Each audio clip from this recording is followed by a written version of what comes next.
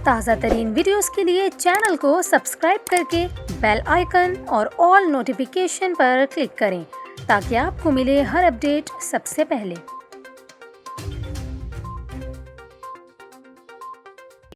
और यहाँ पर आपको ख़बर दें, सऊदी अरब के मुख्तलिफ शहरों में मूसलाधार बारिश हुई। सऊदी अरब के शहरों जिद्दा, मक्का मुकरमा और ताइफ के मुतादिद इलाकों में गरज चमक के साथ मूसलाधार बारिश हुई। ज़राए के मुताबिक बारिश के सबब शाहराहें और सहराई वादियाँ ज़ेर-ए-आब आ गईं। हुकाम की जानिब से बारिश के सबब मक्का मुकरमा, ताइफ और जिद्दा में आज स्कूल्स बंद रखने का ऐलान किया गया है। इसके अलावा महकमा मौसमियात ने मुख्तलिफ शहरों में मज़ीद बारिश की पेशगोई कर रखी है।